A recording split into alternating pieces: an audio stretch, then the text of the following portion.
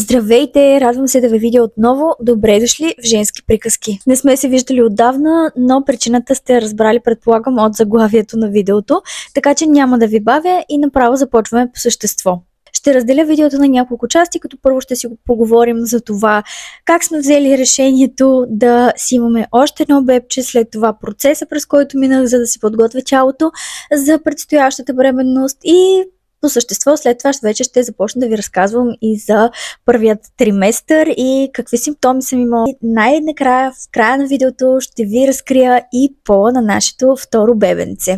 Ще започна с това, че да си имаме второ бебе бе едно голямо предизвикателство за нашето семейство, тъй като след по-малко от година ни предстои местене и не само на местене да в ново жилище, а се прибираме нацяло в България. Ще е доста голямо предизвикателство да се справим и с местенето, и с адаптацията в България, и с ремонт. Не ремонт, строеж. Така че предполагам, че ще бъде трудно, но вярваме, че ще се справим. Не ни отне много време да разберем, че искаме да си имаме второ дете, тъй като не искахме и разликата с първото ни детенце да бъде толкова голяма. За сега разликата им, живот и здраве, ще бъде около 3 години и половина, 4. Една от другите основни причини да искаме да си имаме второ бебенце е именно прибирането ни в България. Много държахме и второто ни дете да бъде родено тук, тъй като съм изключително доволна от цялата им система, с която ще ви запозная, разбира се, и в това видео ще ви разкажа малко по-подробно за бременността в Англия и във всяко следващо видео отново ще си говорим за това какво са ми правили, какво предстои и така нататък. Най-вероятно ще ви покажа и видео свързано с раждането, живот и здраве до година. И така, след като взехме решението да си имаме вече второ бебенце, трябваше да започна и една подготовка на моето тяло, тъй като имах няколко килограма да сваля. Първо започнах с изследвания, пълни изследвания, всякакви възможни, каквито се сетите. За щастие всичко беше наред. Започнах да се храня малко по-здравословно, започнах да тренирам доста по-интензивно. Свалих си килограмите, които исках.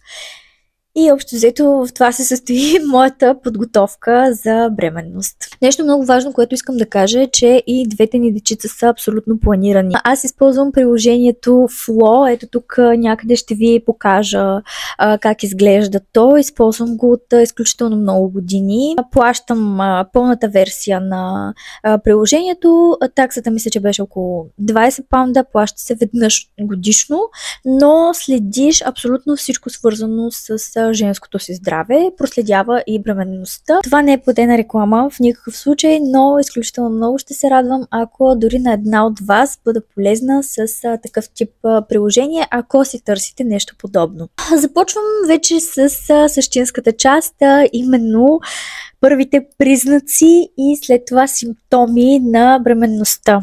Аз разбрах доста рано, че съм бременна. Първият признак на това беше, че бях необичайно изнервена и необичайно сърдита на хората, дори на улицата. Това ме накара просто да отида до магазина и да си купя един тест. Естествено бяхме в очакване на бременността, но въпреки това няма как да знам дали още от първия път се е получило. С първото дете се получи от първия път за голямо щастие и сега отново се получи от първия път, но как да бъдеш сигурен в това?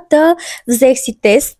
Оказа се положителен теста. Тогава вече се успокоих, разбрах, че на какво се дължи цялото това нещо. А и може би самото напрежение от чакането, дали ще е положителен или отрицателен тест, също си оказваше влияние на всички тези емоции, които изпитвах в този период. Така, разбрах, че съм бременна в трета седмица. От трета до шеста седмица не съм имала абсолютно никакви симптоми. Изобщо не можех да предположа дори, че реално съм бременна. След това вече започнах да усещам доста силно напрежение в гърдите и менструални крампи, които са абсолютно нормални. След 6-та седмица започна и повръщането, което ми се случва за втори път. Мислих, че ще ме пропусне през тази бременност, но уви, когато човек е предразположен да повръща по време на бременност, това се отразява и на първа бременност, това се отразява и на следващите бременности. За щастие, този път беше много по-леко от първия път. В случая мога да кажа, че изпитах точно сутрешното гадене, сутрешното неразположение. Не се случваше през целия ден, както с първата ми бременност. Затова казвам, че съм изкарала огромен късмет. Повръщането и сутрешното гадене в никакъв случай не бяха най-неприятната част за мен. По-неприятно ми беше чувството на отпадналост и неразположението, главното неразположение, което усещах, все едно съм болна, а не бременна. Това ми пречеше изключително много в ежедневието, най-вече защото имам и друго дете, за което трябва да се грижа. В случая мъжа ми работи, нямаше как да си остава вкъщи, за да поеме грижите на детето, си го гледаме сами, нямаме помощ от близки и роднини. Така че просто трябваше да се мобилизирам по някакъв начин. Слава Богу, детето също ми влезе в положение в моментите, в които се чувствах наистина много зле. Не ме е карал да ставам да се гоним или да си играем на някакви по-активни игри. Идваше при мен, гушкахме се, четяхме книжки, което изключително много помогна и на тялото ми да си почива в тези моменти. Не пропусках ден да си лягам и да спя с него на обяд. Имах изключително голяма нужда от сън. Вечер си лягах доста рано. Сутрин спяхме до късно и усещах тази нужда от сън и се чувствах изключително свежа и добре след това. Другото неразположение, което имах, беше липсата на апетит в самото начало. Нямах абсолютно никакво желание за ядене, а ако не ям, следователно повръщах, така че трябваше да ям някаква храна, която след това евентуално отново ще повърна, но имаше и такива периоди, които не са ми се случвали с първата бременност, но ето, че с тази се случиха. Ми се прииска да ям нещо, както казват, pregnancy cravings, а с първата бременност, както казах, нямах такива неща и дори ми беше странно как на някакви жени нещо им се прияжда. Откъде на къде нещо ще ти се прияде, но честно ви казвам, случвало ми се дори от никъде да няма, да не ми мирише на нещо. Изведнъж в мозъка ми да се появи тази миризма, не знам как да го обясна, но се появява една миризма, да речем, приятел ми се тогава. В този момент ми се беше прияла риба, един определен тип риба и просто усетих миризмата на тази риба. Реално нямаше откъде да я усетя, защото си бяхме вкъщи. Дояде ми се риба и това бяха единствените моменти, в които можех да ям нещо, без организма ми да го отхвърли, без да го повърна в последствие. Естествено, в началото, когато ми се прияждаше нещо, ядях като невидяла, тъй като беше единствената храна, която успявах да си набавя през седмицата. Но след това се научих, че бързото ядене не води до нищо хубаво и започнах да ям малко по-бавно и буквално да се наслаждавам на всяка хапка, въпреки глада, който след определени седмици започнах да изпитвам. Липсваше в началото такъв. След това вече, когато корема ми започна да расте малко повече, тъй като за месеците, в които съм, корема ми е голям. Когато започна в началото още да ми расте корема, ми пречеха и дрехите, и белото, които бяха малко по-стегнати. Буквално всичко, което беше малко по-стегнато и не беше свободно върху мен, ме караше да искам да повърна. Странно е, откъде идва, не знам, но е факт. Друго нещо, което също ме караше да повърна и не знам каква е връзката с това, е пишкането. Когато много ми се пишкаше и много ми се повръщаше. В момента, в който се изпишкам, повръщането си заминава.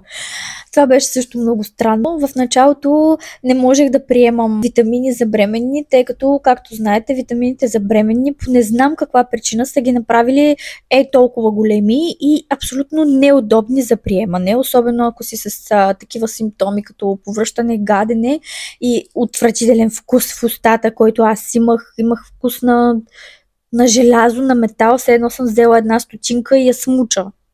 Точно такъв вкус имах в устата. Слава Богу, и това отмина. Заложих на дъвчащи витамини за бременни, които си ползвам и до ден днешен. В някакъв етап вече ще ги сменя. Може би като свърши тази опаковка, вече ще ги смена и ще си мина на редовните, които си използвам по принцип, които си пиех по принцип.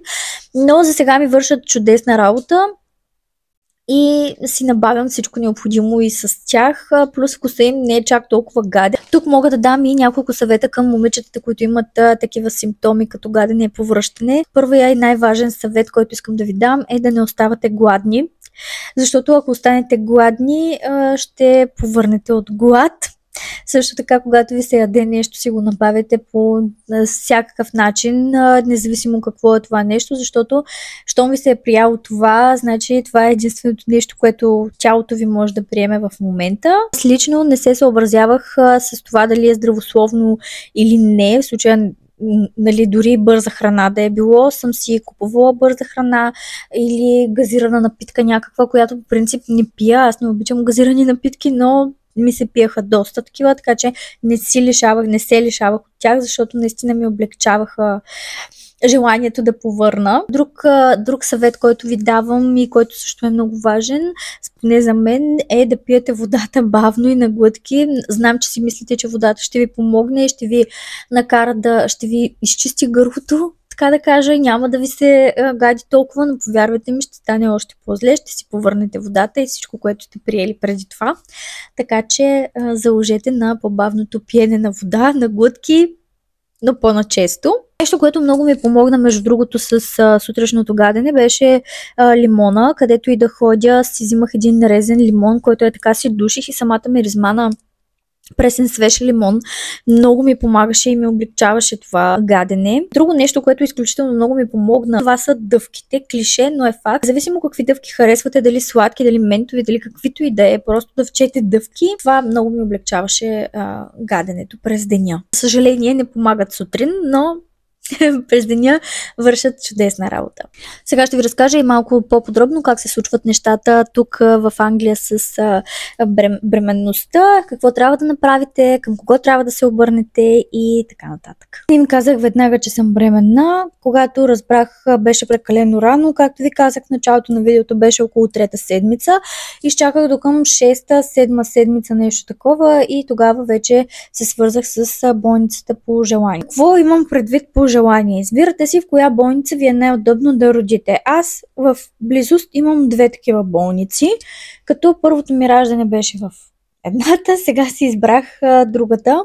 Не за друго, а просто защото ми е една идея по-близо и по-лесно да ходя на консултациите там. Тази болница, която избрахме сега да раждам там второто бебенце, се намира на 7 минути с автобуса. Буквално ме спира пред входа на болницата и автобуса ме оставя точно тук пред нас. След като си избрах болницата, след това се свързах с тях. Имайте предвид, че в някои болници трябва да отидеш на място, за да си попълниш една бланка на бременността, но в някои други болници това става онлайн. В тази болница, която аз избрах, не знаех, че нещата се случват онлайн. Всичко в тази болница се случва онлайн, така че отидох на място, разкарахме се на празно буквално, но пък разбрах как всъщност трябва да се случи всичко. Влезнах в сайта, попълних си бланката, която трябваше да попълня, изпратих я и веднага ти дават парола и потребителско име за приложение, което ще използваш в бъдеще. Чрез това приложение в това приложение ще ти изпращат всички дати и писма, които преди с първата ми бременност получавах по почтата, сега ги получавам директно в приложението си и мога да си ги следя по всяко време. Назначиха ми дата за първа консултация с акушерка, както и дата за първия преглед, първия ехограф, който всъщност е комбиниран с първа фетална морфология. Това се случва между 10-та и 13-та седмица. Първата консултация с акушерката се случва малко по-рано, като тя включва базови въпроси. Тук не коментирате начин на раждане, как си избираш да родиш или нещо такова, просто ти дава съвети, които трябва да спазваш по време на бременността си, ако ти е първа бременност, ако ти е втора бременност, обяснява ти как ще се случат нещата за напред, какво ти предстои, т.е. колко консултации ще имаш, с кого ще бъдат консултациите. В тази консултация ти взима просто данните, които трябва да ти взимат ти кръв, всякакви изследвания се правят, за да могат да разберат в какво здравословно състояние си. И вече, когато дойде време за първия ехограф, там вече Нали, за първи път виждаш бебето и потвърждават бременността, както и правят първа фетална морфология, отново взимат кръв. Тук се правят и тестовете, скринингите за различните синдроми. Като искам да подчертая, че всяка една консултация, всяко едно изследване, всеки един ехограф, тук абсолютно всичко е напълно безплатно. И това беше и водеща причина в избора ни на държава на раждане, тъй като знам, че в България голяма част от тези неща се плащат, особено скринингите, и цената им никак не е ефтина. Това изследване всъщност ви насрочват и следващата дата за втора фетална морфология, която се случва около 20-та седмица. След това мисля, че ако няма никакви осложнения, това трябва да е последният ехограф държавен, който ви се отпуска. В противен случай може да си ходите и на частен такъв. Както вече ви казах, в края на видеото ще ви разкрия и пола на бебето, така че приятно гледане! О, момченцата де! Сега ще си имаме още едно момченце. Изключително сме щастливи. Избрахме си и име за бебето. Предварително бяхме избрали, между другото, за момче и за момиче. И двете имена ни харесваха толкова много, че за нас нямаше абсолютно никакво значение какъв ще е пола на бебето. Важното е просто да се роди живо и здраво. Имената вече са тук, така че каквото и да е, ние бяхме готови. Ще си имаме още едно момченце, което за нас и от финансова гледна точка е доста добре, тъй като няма да ни се налага да сменяме количка. И голяма част от дрежките, които съм запазила съм ги с причина явно. Мисля, че изчерпах темата за първият триместър. Вече съм във втория триместър, затова очаквайте още едно видео, когато приключи и втория триместър. Нещата вече са малко по-добре, но това е просто sneak peek, няма да ви казвам нищо повече. Ако имате някакви въпроси, ако ви е любопитно или съм пропуснала някаква част, за която вие сте искали да знаете повече, ми пишете. Може да ме последвате и в социалните мрежи, в Instagram, женски приказки, и в TikTok, cvete.iva. Абонирайте се за канала ми, това ми помага изключително много. Не забравяйте да ми напишете коментар, как бихте си кръстили децата, ако са момче или момиче, и ще се радвам да се видим следващия път. До скоро!